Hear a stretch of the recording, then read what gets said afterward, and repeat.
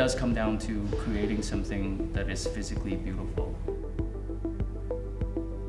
Create meaningful architectural scale works of art that enhance whatever space they're in and enhance people's understanding of that space and their experience.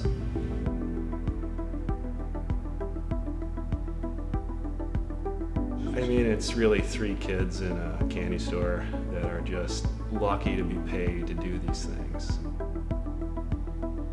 It just really grew organically.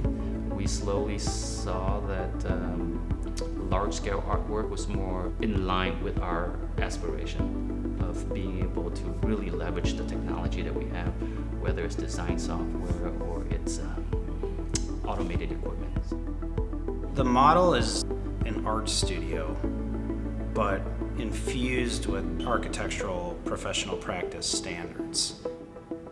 We think that the best art comes from direct collaboration with your client.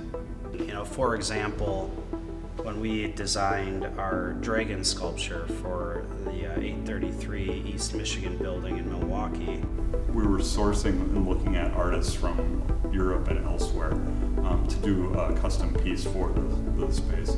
None of those were quite right for the space. It felt more surface applied to the space than it really was a volumetric piece within the space. These artists just were not willing, I think, to collaborate with the rest of the architectural design team and work through the construction schedules. The nature of Design Fugitive, all being trained as architects, really helped the shorthand connection. They were able to understand the space before it was built.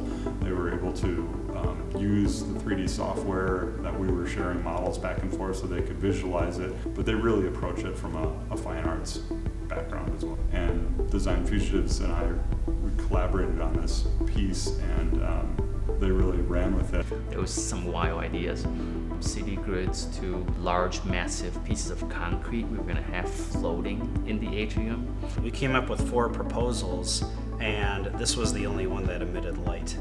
And they said, okay, we want light now. One of the earlier concepts was this idea of using tensegrity, a self-contained, self-supporting structural unit. The kind of selected direction really kind of spoke to what could happen for it, and really kind of everybody was on board. It was a pretty clear winner. Refinement. We worked pretty closely with the architects. To avoid the areas for window cleaning, allow access, don't put it too close to the handrails. Tuan worked on a lot of the parametric back end of that, so all the kind of elegant code that makes all the thousands of iterations possible so we can get it just right. And all of those architectural constraints really was the drivers, the parameters that made the sculpture what it is. So even at the component level, the project speaks to the balancing of multiple, often contradictory forces. For me, Design Fugitives is just kind of a lifelong discovery. It's a journey. It's kind of we're after something new, something novel, here. So that's the real exciting part.